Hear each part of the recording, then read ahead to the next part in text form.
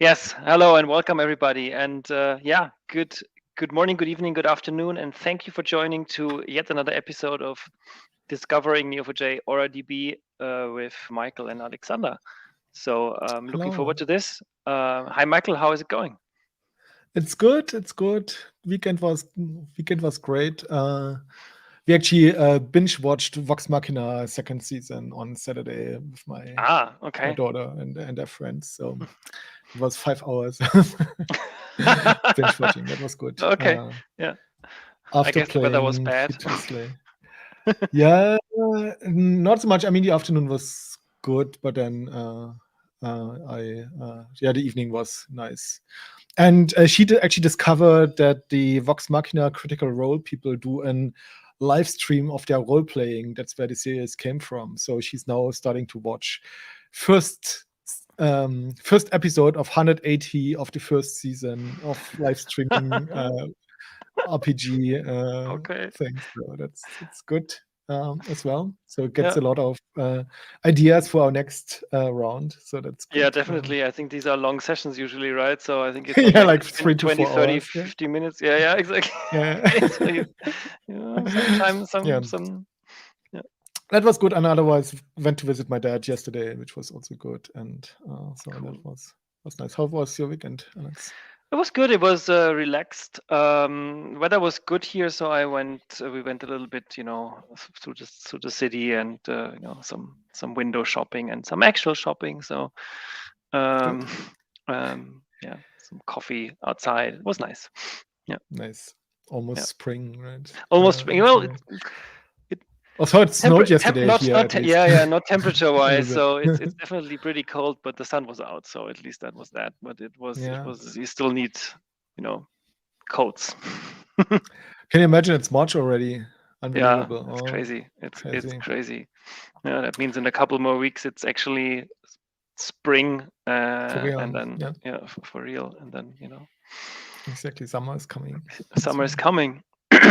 So, but before summer, we have a few more episodes. So I'm hoping we can do some stuff and have some fun. So as always, this is the open invite. If you watch this live, you make it and help us make it interactive. Give us feedback, give us comments, write in chat.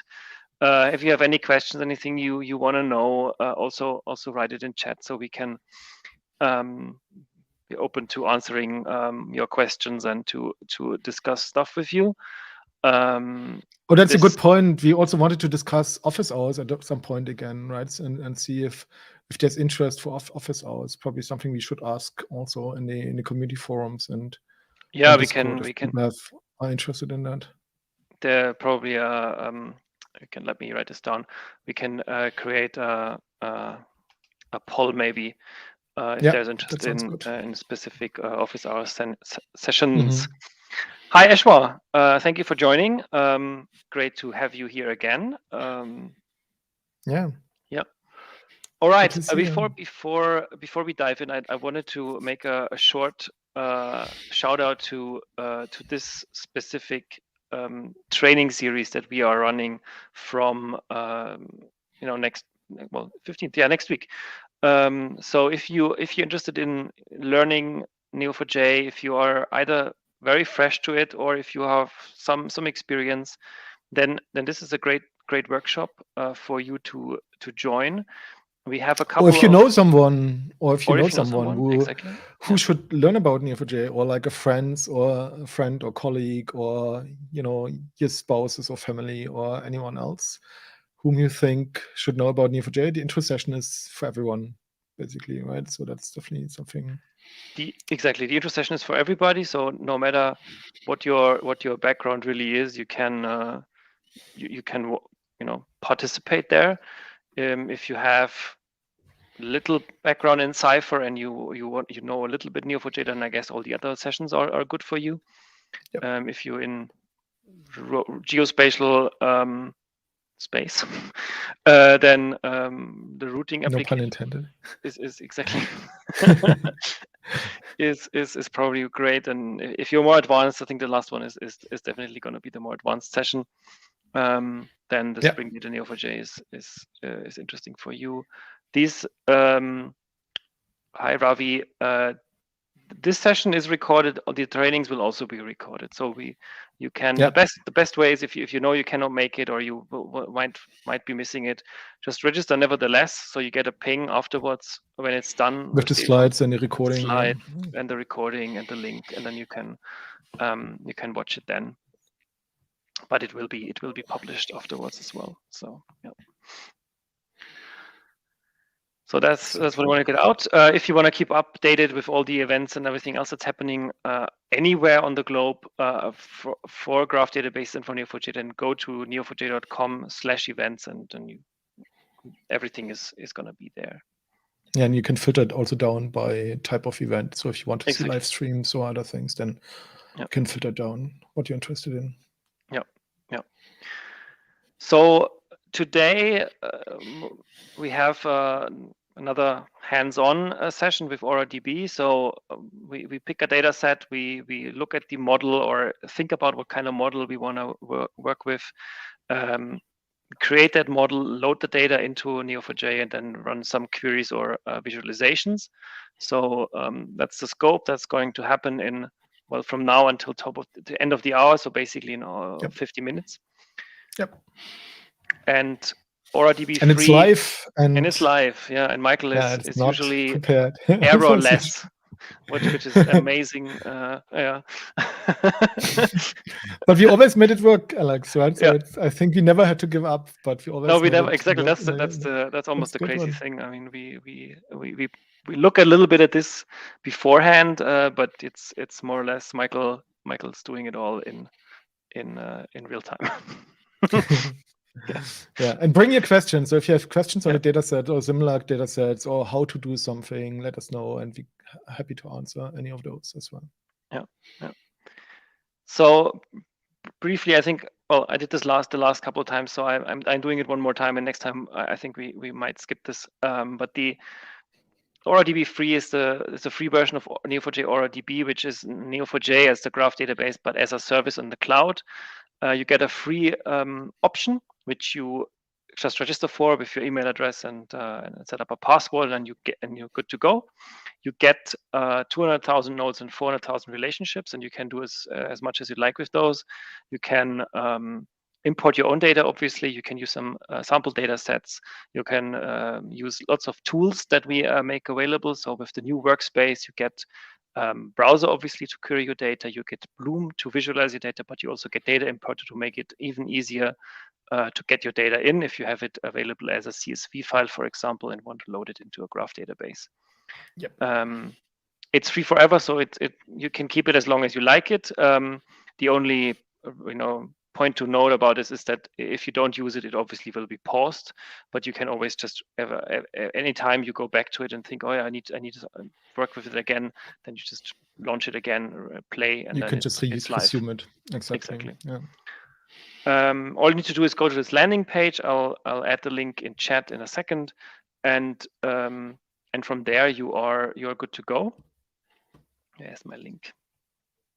Here it is. And yeah, give it a try, give it a spin, play with it, and have some fun.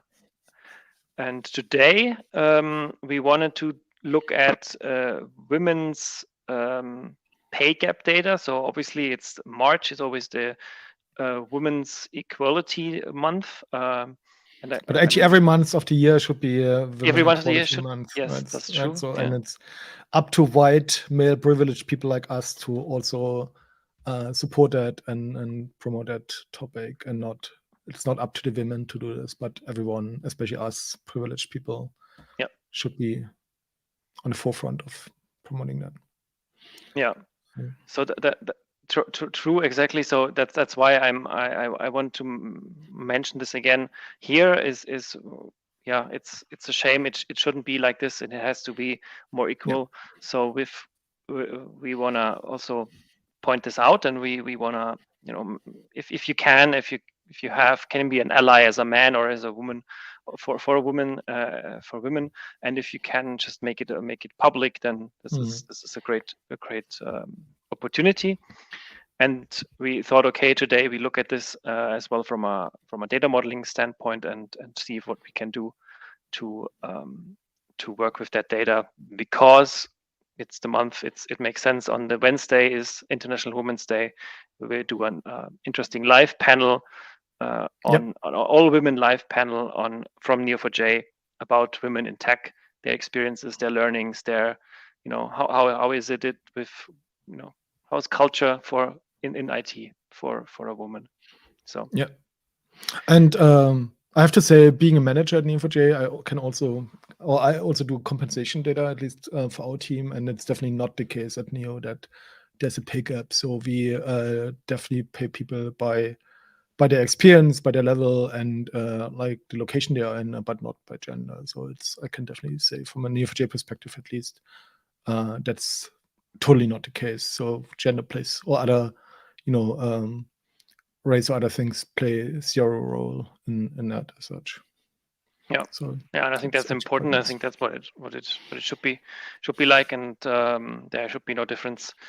Your skills and your personality matter, not your gender. Exactly. Yeah. Cool.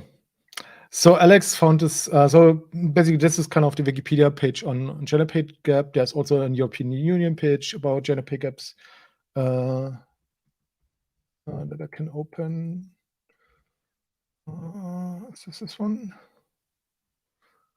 So right. So where basically there's a chart over the European Union, and you see that Luxembourg is actually on top with the smallest pay gap. Germany is somewhere down here. Almost at the end, so it's not great. No. And I was surprised that actually Estonia and Latvia, who are otherwise kind of really modern democracies with a lot of electronic services in voting, and you would think, and lots of computer science and so on, you would think that it's actually not so bad, but they're currently at the end. Yeah. But as you can see, there's lots to do as such. And interestingly, I didn't see UK in here, but we will look at the UK data today. So it's the EU data days. No more UK. Yeah, but it said basically Iceland, Norway, and Switzerland are also in here, right? So I don't know why it's kind of missing, right? So, but anyway, we will look at UK data. So there's from service.gov.uk, there's a really nice data set for gender pay gaps, where they basically have data from the last few years. And the CSV data basically has details on employer information, postcode, company numbers, these SIC codes. I found another source from data.gov.uk, which has these kind of types of industries, which you can probably pull out. And then like the metrics, what's the difference between the hourly, so kind of the base rate and the bonus percentage differences, and then basically the percentages of people, male and female, that are paid a bonus, and quartiles as well, top, middle, and bottom quartile basically as well, and then who put it in some additional data. But that's kind of the rough data set. So let's see how much this fits into a graph model. I also pulled out these SRC codes that were mentioned, which is everything from growing rice all the way down to at the end dormant country, right? Company. So it's a lot. Okay. Yeah. Okay. So we probably can also delete ones that are not used as such, right? And see which ones are actually used. So that's like but this is kind of the category, like company category of the company. Okay. Yeah. But in this, they had only the numbers, the SRC numbers, and I wanted to see what human readable type of company this is as well. Right. And then, because it also had postcodes, I wanted to see if you can extract a little bit of like geography as well. There's a simple postcode data set here, which is basically either just a country or county, region, and with the postcodes, and we can map this one. I think that's good enough. I also saw there's a detailed national statistics postcode data set, but it's like 600 megabytes of data or something like that. So Yeah, it's no, a lot. And they have probably everything from like education to healthcare to, I mean, it would be probably really interesting to combine this with the pay gap data set.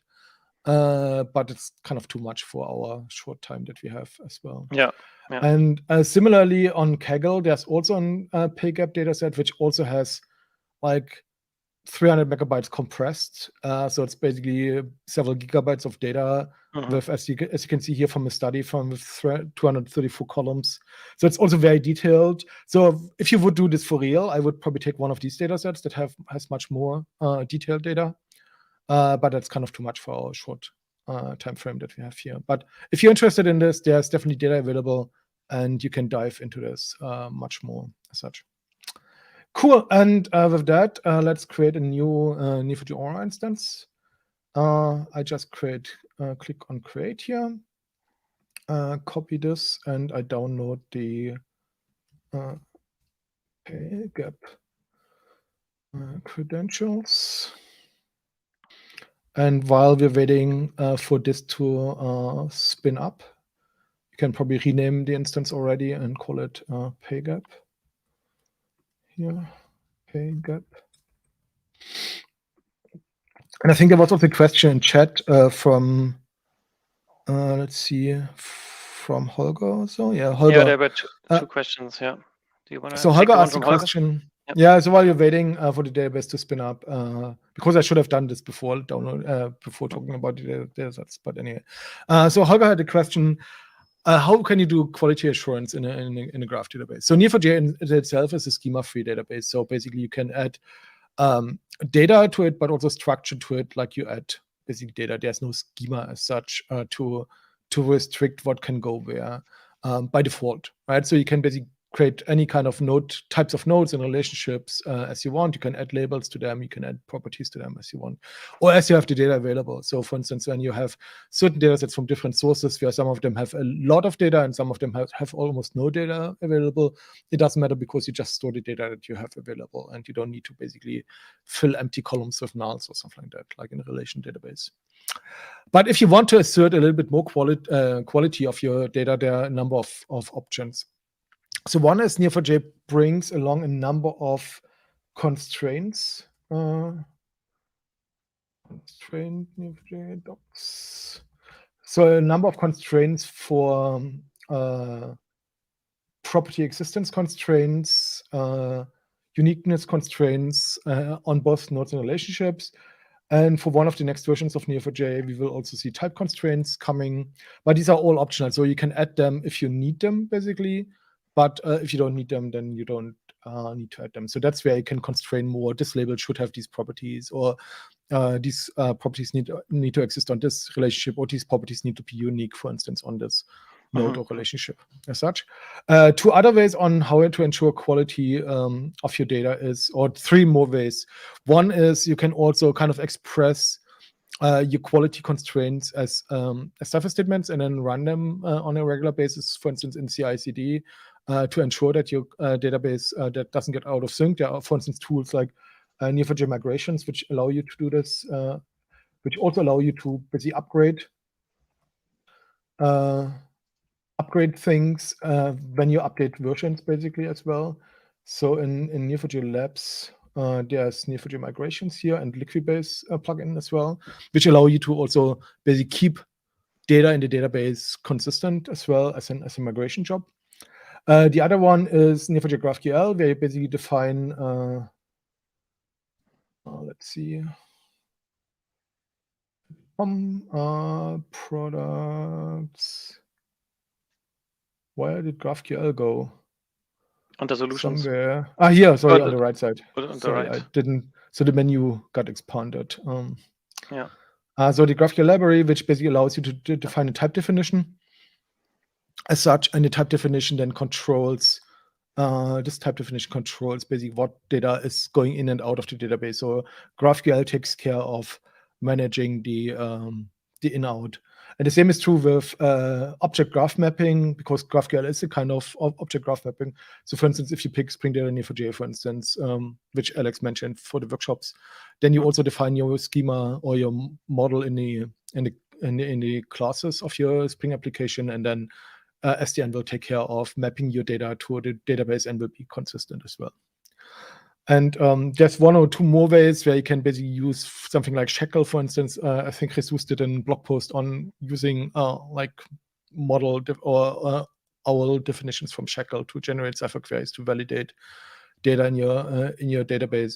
And there's also something like triggers in APOC, which are not available in Aura, but are available in self-managed Neo4j instances, where you basically can have a trigger which basically, if certain conditions are violated, it will abort a transaction, and then wrong data is not added to the database as such.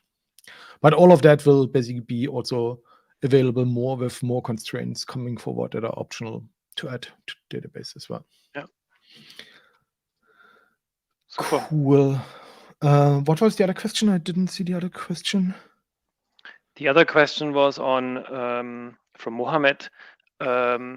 He passed how to proceed in order to pass the AuraDB exam certification test, or the Neo4j, I guess, the Neo4j. I think it's the Graph Academy certification. Yeah. And the best way to pass this is basically to take the Graph Academy courses, so the beginners courses on fundamentals for Neo4j and Cypher modeling and data import. And after that, I think the Cypher courses, like intermediate Cypher queries aggregations, and I think indexes on constraints. And then this should give you enough knowledge already to pass the Neo4j certified professional certification as such. Yep. And so that should be good enough. There's also additional courses. Yeah.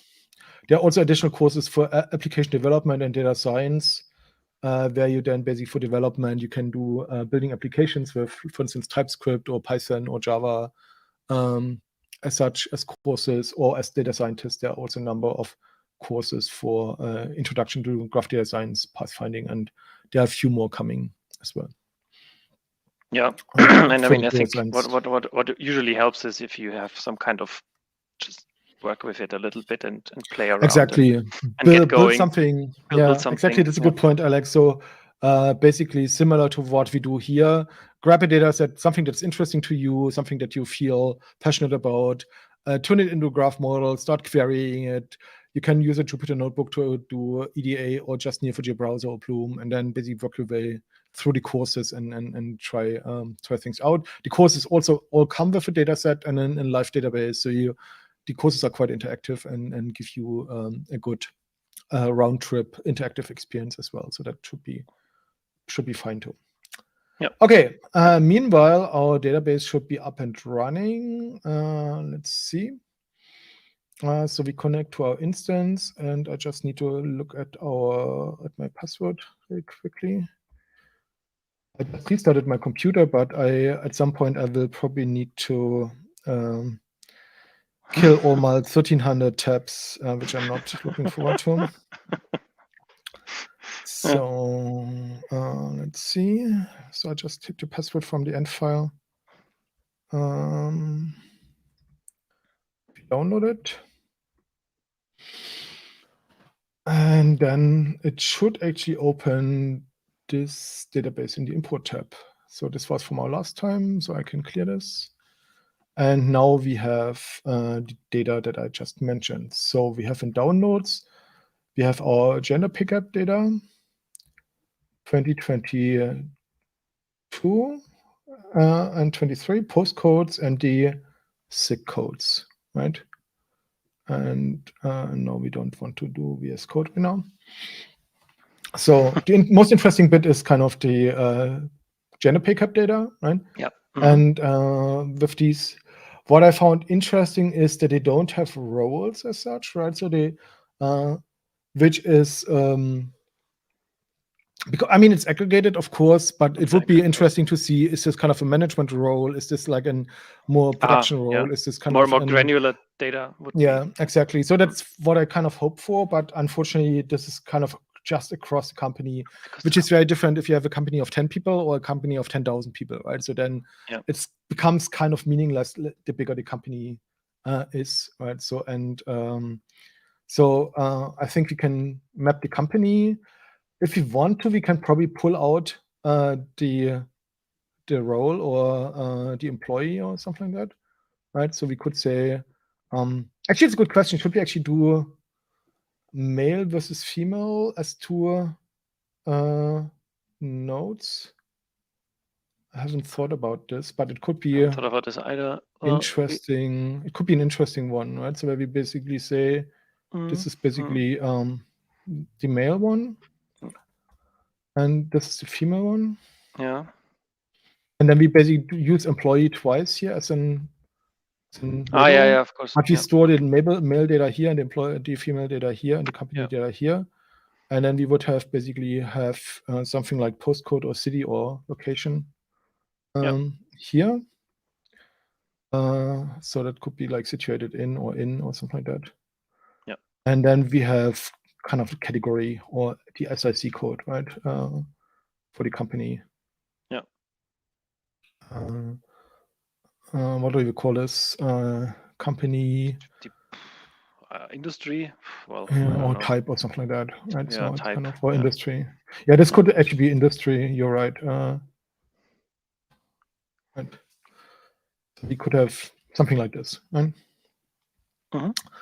Okay, so so mapping this should be pretty straightforward. So we basically start probably with the SIC codes because they're the easiest ones. They have only two fields, the code and description. And we can basically turn the code into our ID property, leave this as a string. I think it's probably better, and we just call this code. Can call this description. Right? Yep. So the company has a lot of, so let's do the locations probably next, which is the postcodes. We select properties from file. So we have postcodes. I don't even know what Eastern Northings are in I the would UK. let's just ignore. We can ignore this, the town, region, country, and country string, which we could also pull out if you wanted to. I'm not sure if you want to, but because it's United. It's but just it's Scotland, Wales, and Northern Ireland and England, I think. Yeah. So the postcode should be our ID here. I hope at least that the postcode is in the same resolution, right? So because there's this kind of AB10 postcode, but then there's also let's see what we have here as postcode, because these postcodes have EH6. Yeah, and then but I guess we then can potentially delete after space. I mean, that's probably something we have to do afterwards. Yeah, it's probably post-processing, but let's put this in at least, and then take it from there. Okay, the company itself is a little bit more involved, of course, right? So we select properties from files. We want to have the employer ID, address, postcode, company number, which is internal to this pay gap. The SIC code or codes. Let's store them at least, because it sounds as if there could be multiple ones. Yeah. And then we can do the differences on the company, and the male and female we store on the employees or something like that, right? Yeah. So company link, responsible person, employer size. So we could probably put employer size, pull this out on the industry type or something like that, where it's basically then type plus size gives us some information. So that could be something that we pull out and submit it after that line. It's probably not so important as such. No. Right. So this is this information. We use the employer ID here as an ID, and then here we use the same gender pay gap file for the male person. So we say basically, male bonus percent, and this, and we just need to rename them basically into bonus percent. This is lower quartile.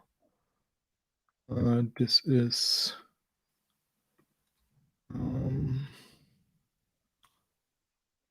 we can remove this because we know this, or we can derive this information out of the relationship. Exactly. That is then, and then basically then also the employees become comparable, right? So then we can basically use the same property name on both and can compare them as such as well. We have our low quartile, lower middle, upper middle, and top quartile, and bonus percentage for these. And I think because none of these is kind of an ID property, I think we need to use the employer ID again as an ID as well. Yeah. So we Right. can, otherwise we won't be able to. So employer ID is our ID here. Mhm. And I hope it's an integer for real. I hope so. So okay, let's see. And for female, we do the same. We select the same file and basically select the other properties that we have skipped so far. And the employer ID as ID. And then we just change these and call them again bonus %, lower quartile, and lower middle quartile. And yeah, so Ashwa asks if what if this were all in one CSV and not in 3 different ones? it's So actually in one CSV, right? It's actually one CSV file, but we just select different subsets. In this case we select, but if imagine the postcodes and the other stuff were also in one. You can like we show here, or like Michael showed, you can just decide what rows or what columns you want to put in what nodes and relationships. So it doesn't matter if you have one big CSV file that contains all of this information, or if you have, like in our case, 3 different CSV file we map across different things. So yeah. It doesn't make a difference, because we here with the mapping, which Michael is doing now, you decide where what goes or where what ends up in. If it's becoming a property, if it's becoming a node label, if it's becoming a relationship, and a property. Yeah, exactly. And then for the relationships, oftentimes it maps automatically, because here we use employer ID for both, so we don't actually need to do anything. It does it automatically. But for some of them, like for instance, our industries came out of this CSV file, and the name is different in this CSV file of the column than in the employer file. Yeah. And so I basically had to select employer ID from the company is mapped to SIC codes, basically, from this file. Right? Yeah, and you see once the line becomes solid, if it's no longer it's solid, exactly. If it's no longer dotted, then it's the mapping is set, at least. And actually, as I said, what we could do is actually we could put the company size, for instance, as a property on the relationship as well, right? And then so we could say we call this size. So each company has basically its size on the relationship, and we can then split it up into from to or min max or something like that, and then use that perhaps also to compare by industry and size. Right. Cool. So this should cover our mapping. So we see in is not set. Company in location. Yeah, because you're right. We should map this from postcode. Sorry, from employer ID to postcode. And it won't work because this is only the fractional postcode and this is the full postcode. Yeah. What they called. So it will probably not map, but at least in the mapping we should have it here as such, right? You can also download your model with the mapping data into one zip file, which is quite nice. So we can say this is pickup, and then I could send it to Alex, for instance, and he can open it, and he can add the same CSV files and the same mapping, which is quite nice to share this kind of work as well. All right. And then we can do a preview. So to our connected database, we would basically take the first 1,000 or 10,000 rows and map them. And you can see we have our, let's see. Oh, I just realized something. It maps the two, see, that's why the preview is actually important. It maps the two male and female to the same node because it's the same ID field. And then it doesn't, it overrides the other data. So should we set it on the relationship then as properties? We could set it on the relationship as properties.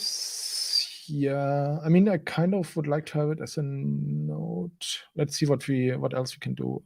So if you look at this here, I think there's no other Or we thing just that rename the label, identifies. right? I mean, if we give Yeah, it we a male can't.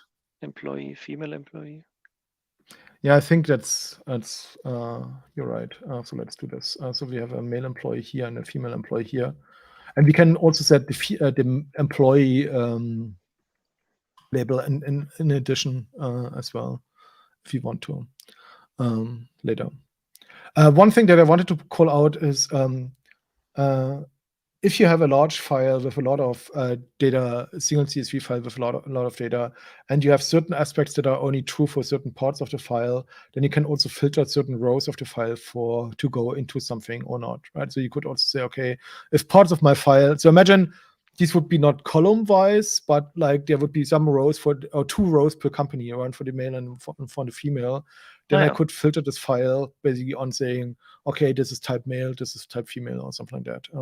And then I could basically say this column would be then, let's say, this column would be something, and then it would basically use that as the filter as well. Yep. So that's quite useful for large CSV files that are complex, basically, with the data as such.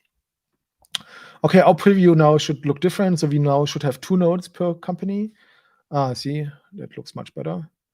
So we have each company here, and they are connected through to the male and female and to the industry, basically. As well. Okay. Yeah. And some industries have more than one entry, like this one. It's processing and preserving of vegetables also, right? Or this one has business support services, has a number of companies in here. Right? Mm-hmm. So we have, this is mapped, and these locations are not mapped yet, so we need to do this as post-processing as such. Right. Okay. Yeah, because it doesn't know what because it's, as we said here, some of these are in the postcode file. It's only the first part, and then the actual. Yeah, but we can do this easily. But we can afterwards. exactly. So it took 9 seconds to import our data, and we see now how much data was created, how many nodes and relationships, and we can also look at the cipher that was used for constraints, but also for creating the data as well. Yeah. Right? So which is nice.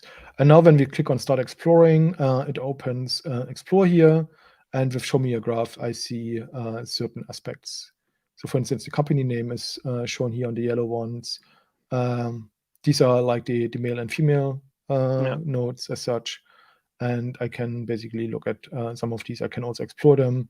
So for instance, I can go to this company, expand all relationships. So it has a male and a female one, but it seems the SIC codes have not been mapped. And it might be because there are multiple SIC codes. So that's another thing that we need to fix, is basically fix the SIC codes by splitting this field. And then something we've done in the past a bunch of times. Right? So let's do this perhaps first, and then we can continue on our journey of exploring this data. And just because there was another question in chat. So male and female, in this case, are employees of a company.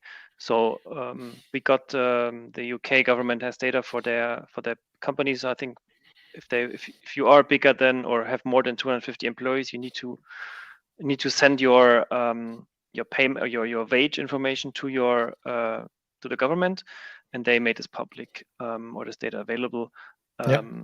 So to analyze if there is a gap between what the companies pay their male and their female employees overall, not in. That's what we said in the beginning, right? We miss a little bit the granularity. We don't get right what kind of job titles do these people have, and where's the difference? So sometimes it could be very much skewed, just not because of there is actually maybe no pay gap, but the overall company is set up in a way that is, let's say, also wrong potentially, but still, I mean, that's what it is. The company is, let's say, all the managers and all the higher ups are male, and the females are more entry level employees. Then which is also a really important part, right? Which they should also report on, is what's the actual distribution of genders or diversity, like a diversity ratio or something like that, between like percentage of the different orientations and then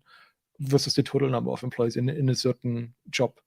So it would be nice if there was like a more granular breakdown as well of this, and then also kind of the diversification in the role. Right? Yep. Okay, good point. Yeah. So if you look at the data here, we have our postcodes here with AB36, and then we could actually see. Let's find all the companies that have where see what postcode. It's postcode this one, and then we starts with maybe 36, and then return limit 5 or so. So this we don't have any companies where the postcodes. Oh, let's look at the company as well. Maybe just do AB, or less. Let's see.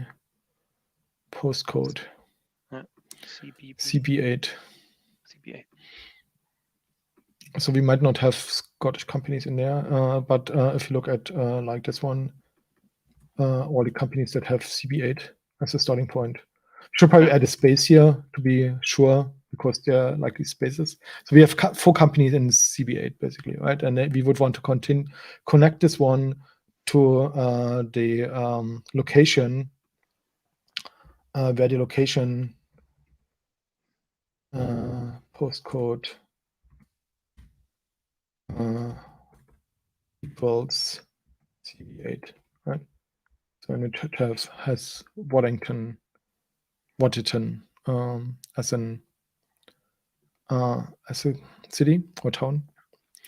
So we want to connect all these companies to this postcode.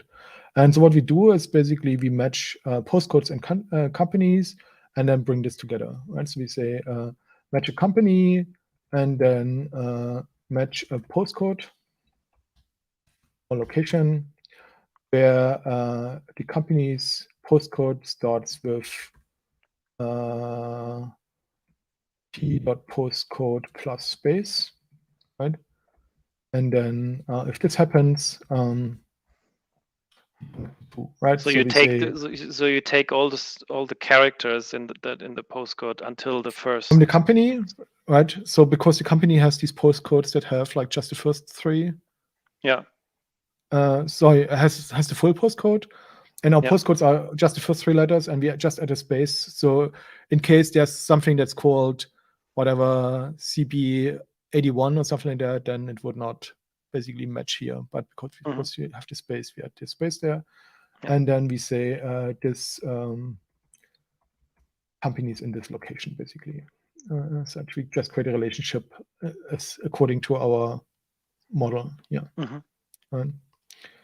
And then if you return count star, it kind of tells us how often this worked. And let's see. So it created 2,253 relationships. So there should be now this in relationship, which connects cities to companies, right? And then if you have some of them that have more than a few, so for instance, here's one that has 4 or 5 companies and so on. So we could actually also see for which locations do we have the most companies, right? We can say return comma count, and then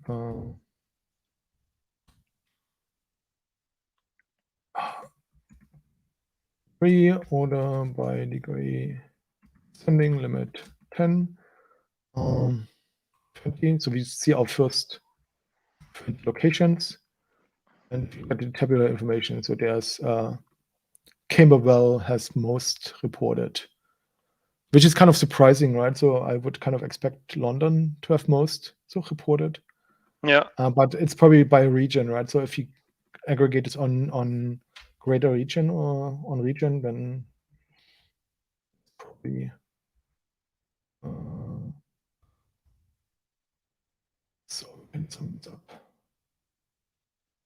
Yeah. So then we see that like Greater Yeah. London has 283 companies, City of London, which kind of go together, Westminster, Surrey, Kent, and so on. Right. So I mean, in the file there are like 2,300 entries of companies that have reported their gender pickup data, but that's basically by region. That's kind of makes more sense, right?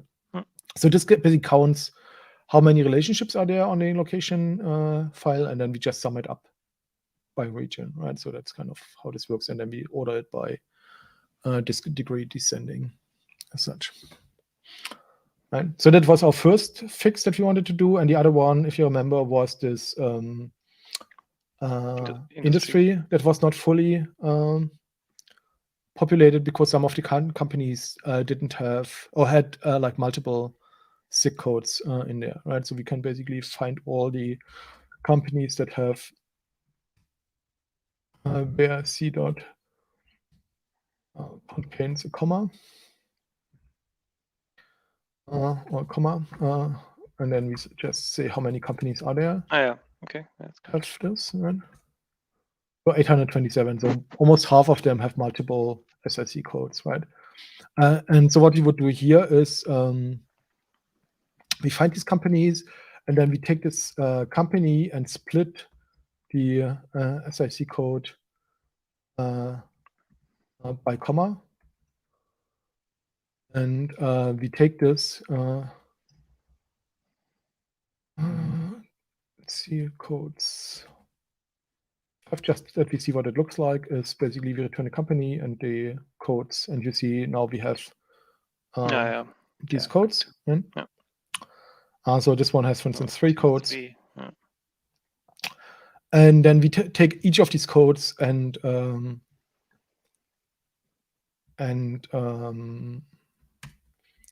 connect them to the actual industry, right? So we take codes as code, we turn this list into rows, and then for each row we find our industry where I.code equals say trim code, because there could be spaces or something weird between them. Okay. So I'll just trim this left and right.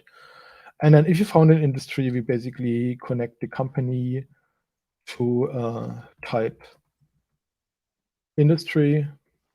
And we don't need to worry about existing relationships because we imported these industries from this other CSV file. There are no industries with comma-separated IDs or something like that, right? So like sometimes in past imports, we had all came from one CSV file, and then we kind of created some industries that had multiple codes, but in this case, we don't need to worry about it. So we don't need to delete outdated type relationships. We can just create the new ones and then can return count star. So, and if it's 800 comma in there, so it's at least 1,600 new relationships because it's at least 2 of them, but it's between, I think, 1,600 and 1,800 or something like that. And so we have now 1,600 new type relationships. And we forgot, we forgot something. What we forgot is we didn't set the size on this in relationship, right? So remember in the import, we actually set the size on the company size, employee size. Exactly, we set this on the relationships, right? But we can still do this. We can just run this again because merge is idempotent, so it would not create new relationships. And we just say, for instance, on match or just set t or rel. You can call this rel dot size equals c dot employer size, basically, right? So what we did is we overwrote the current relationships, and now we need to set it back. Yeah. So no, what we did is basically we created the relationships without the size information for these split ones. And, of course. I forgot this, and now we are just doing this again. And merge if the relationship already exists doesn't do anything. So we could also do match here, right? It doesn't matter. I just wanted to show we can run merge again. It won't create new relationships because merge is idempotent, right? So it can be run multiple times and it won't So crash. just to because I was confused a little bit here. So in the beginning, what we did was we imported all the data, but some of these had more than one SIG code. So that means it didn't create a relationship because it couldn't find the connection, obviously, because if you have exactly, three or because more, the SIG codes have exactly one entry, exactly. Yeah. So then that's why it didn't create a relationship. Now we recreate now we're creating that relationship because we spin it out and we unwind that list into individual items, and now we create the relationships between the company and the SIG codes, and we have to add the employer size again. Because we forgot to do this, but now it's there. So now all in relationships should have so all not in type relationships, right? All type relationships should now have size information. So we could even use size here as an attribute in our visualization. And if you zoom in, then you see actually the size information here on the relationships as well. Right? And what we can do now is we can turn this into real numbers as such. So what we could do is we find our types and take our size information and, for instance, say with rel, split, we just rel.size, we split it by 2, basically, right? So where rel.size contains 2, we split it by 2 as sizes or something like that, right? And then we can just set rel dot min size is equal to integer of sizes of 0. So the first element, right? So because if we split this 1000 to 4999 by 2, the 2 with the spaces becomes the in between, and so the zeros element is the 1000, and the upper limit is basically the 1. Right? So this should give us hopefully 5400 properties, and now our type information has basically not just the size, but also the min size and the max size as integers, as you can see here. Right? So we can now also group or aggregate things as well. So we could, for instance, say which industry have which company sizes or average. We could visualize it in Bloom. We could also visualize it in Bloom with the width of the relationship, right? So we could also say now, I think we need to refresh the perspective, though. And then we can click on relationship and say the type relationship has now an GUL-based styling of, let's say, min or max size. What do we want to take? Let's say max size, which is a range, and we want to apply size. And the min point is, what did you say, 250? 250, I think is, let's say 10,000. Right? And then the max point is 4x, and the smallest size is 0.25x width. And then if you apply this and look at these in relationships, at these type relationships, we should actually see, let's see, data. Now we get everything. But you see that they have different widths, right? So for instance, this company, this industry is public or safety activities. And these companies are like Cleveland Police, for instance, is big ones. Has you can click on those. We see that it's 5,000 as max size, right? I'm not sure if there are actually ones that are bigger than this. This has also 5,000, or perhaps there's like something like more than X or something like that, right? So if we say we find out types, and do is we do rel.size, count star. Let's look at different sizes. So it says, see. So probably it failed to pass. It failed to pass these here, I think. And more, it doesn't know what to do. 20,000 and more, and then it has probably also less than. Can you see that here? So we less than 250. Also handle these as well, right? So and then right. and then we should probably find these and set them as well. But it's probably too much detail now. Yeah. But now what we can do is basically we have our male and female people as well. So we should also be able to compare this, right? So basically what we can do here in our query. So in Explorer, we could basically, if I clear this out really quick, we can do this pattern. So we have an male employee to a company. Sorry, we have a female employee, a company, and then the male employee, right? Yeah. And now you could basically say, this is our data, right? And now we could say, if we, for instance, look at the top quartile here, it's basically 61% male and 38% female. Mm-hmm. And then you can take the different numbers as such and turn them into, for instance, either visualizations where we say we do the size of the nodes based on the quartiles, for instance, or something like that. So, for instance, we could say, what's the that's low middle quartile or something like that, and then compare them by size. That's something that we could do visually. So then the sizes of these nodes would kind of change based on the values. Mm-hmm. Right? So that's something that we could do. So for instance, if we say here, rule-based, if we say lower middle quartile is a range, and we want to change the size, for instance, by this, or we can also do colors, right? So we can, for instance, say the min point is basically, I don't know, Green? white or something like that. Right? Yeah, So something really light, and the highest one is green. Then we can apply this color, and then we see this how it distributes. Especially if you zoom out, right? You see a few dark greens, and the other ones are really light. Yeah. Some of them are even, and could, we can do this the same for male basically, and then you see how it compares basically as such. So that's one. So that was top. No, what did we use? Lower mid. Right? Lower mid. Yeah. Range, color, and then we just pick, let's say, something bluish or so.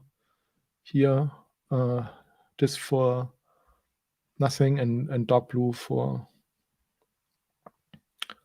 that. And then we say apply color, and then you see that the male ones are much darker than the female ones, for instance, right?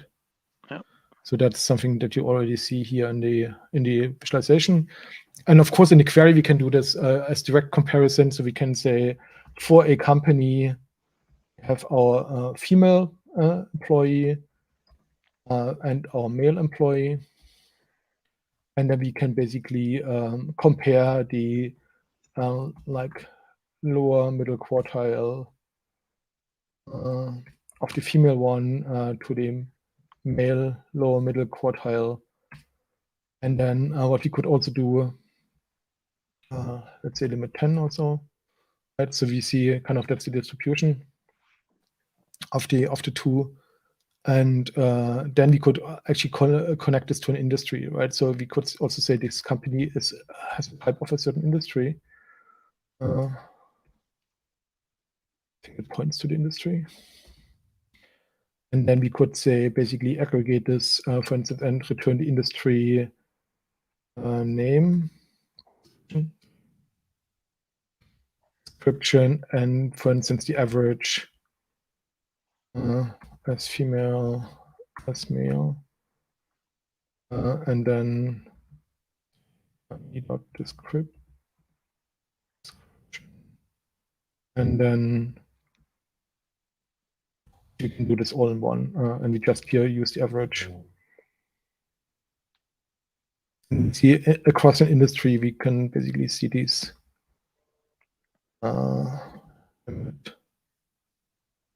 20, and we could probably see how often this industry comes up.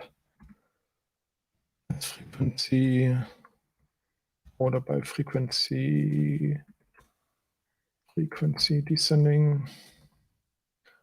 10, 20, right? So we count how often this industry comes up in this in this combination, and the top industries are then basically So in secondary education, females have a much higher quartile than males because of the distribution, right? So if you look at the data here again, it also says,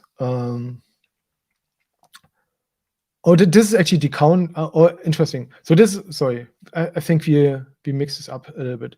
So that's kind of the number of people in that. So that's actually the numbers, the quartiles, and the differences are basically the medians between the pay, basically, right?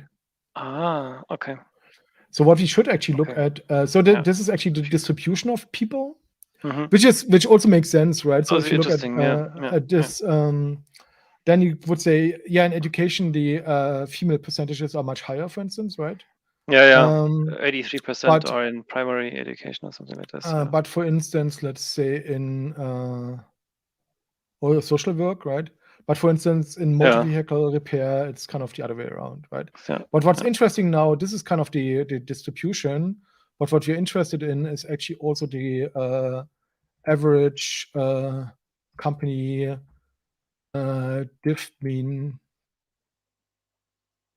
hourly percent is basically that's the actual pay gap, right? The hourly pay. Okay. And so, oops. So now we see actually, and we would want to actually order this by, not by the frequency of how many are there, but we want to order this by pay hourly descending, right? So you see kind of that the pay gap in construction is pretty high between males and females, right? Which again goes back to where do they work, right? Well, there's only one company, so I mean maybe it's a little skewed this one here. Yeah, but, I mean then let's order by. No, I think the order is great, but maybe let's say, I don't know. There's at least 5 or so or 10 companies with the same. Yeah, good point. Let's do this as with description, and then where frequency is greater than 5 or so. Yeah. Turn description, female, male, and pay hourly. And then, so this is basically the. This is kind of the frequencies. And so we see in banks, it's actually pretty. It's close enough, yeah. Kind of close in terms of like distribution, but the pay gap is 30%, which is pretty high, right? So, yes, so banks I are see. actually doing a bad job of paying their employees. Yeah. Right? Banks have. For instance, here that's also financial institutions. Construction is also pretty high pay gap, but there's also a big gap in terms of like how many male and female employees they have, right? You could also look at who has the lowest pay gap. If you look at ascending pay gaps, okay, there are some negative ones, which is interesting. So that means there the women earn more than the males. Yeah, in fitness facilities, for example. Yeah, but private security is interesting, right? So there's few women employed, and then that's kind of how they earn more. Okay. I guess this is a clear. This is gender stereotyping now, but I would assume in private security activities, the male ones are the ones who are actually bodyguards, and the female ones are the managerial type, and this is why I would assume I could or something like that. Hostesses, maybe something like this. Yeah. But so it seems that in fitness, that's interesting that fitness trainers basically are paid the same, which is good. In manufacturing, that's actually interesting, right? So there's in manufacturing, there's a discrepancy in terms of employment, but the pay gap is actually much lower. Yeah, that's actually good. That's temp employment. That's also, I guess, unlicensed cafes. Renting, in museums, so public institutions seem to be also okay in terms of nursing and care. That's probably also a really low male percentage as well. Yeah. So that's interesting, right? So you see this kind of pattern. So we have a company with male and female, and the industry. That's kind of our graph pattern that you're looking at. And then we didn't take the location into account. We could also pull in the location here and see if there's a different distribution in the different. If you don't look at industry here, but if we would look at, let's say, the location. And if we say we just look at the country string or something like that, then we could see, sorry, not I. Then we see basically that the pay gap in England is actually higher than in Scotland and in Wales. Oh, yeah. Okay. Yeah. And it also seems that there's no data for Northern Ireland as well, right? So which is interesting. Or our postcodes did not cover. That could also be that these postcodes didn't cover Northern Ireland. That could also be the case. Yeah, could be. So, but that's also something where you can see basically Candace. Yeah. Now what is this something location based, right? And we could kind of drill down into the actual towns or something like that, right? So we could also say this is kind of now like town or something like that, right? And then we would say, okay, where's the pay gap lowest in terms of towns? But then you would also need to look at what kind of businesses are in which towns more prevalent. For instance, in London, there's lots of financial industry, and we saw that like finance industry had 30% pay gaps and things like that, right? So that's definitely something to look at. That's true. I mean, but I'm just seeing that we're over time already. We're already over time. The thing that just came to mind for me is now we could take this and open a Neo-Dash and just plot it because we have the geospatial information, we have latitude and longitude. We could so we can set it or put it on a map where we say, okay, where is the little color heat map. Yeah, like the blobs basically, right? So in terms of like so distribution. And Neo-Dash would be really good for this data set, right? So that could be a good one for visualization, where you also have different charts of different distributions, but then also by industry, by geo, and so on. That's a good point. So if you don't know what Neo-Dash is, it's a labs project as well, and it's a basically low-code dashboarding tool that connects to your Neo4j database and then can put charts, graphs, and maps on a dashboard really easily by basically taking similar queries to those that we just ran, and it visualizes then the data as such. And definitely something to try out with this data set as well. Yeah. Cool. This was a good one. Definitely. As well. Yeah. It was really good. And very interesting, and lots more things to do. You can, as you see, we have just basically started with this data set. You could now go on and explore more, do more, run more queries, play with visualization, play with Neo-Dash, do other stuff. So there are lots of opportunities and possibilities. But I guess for today we wrap it up. So thank you for presenting and for live demoing, Michael.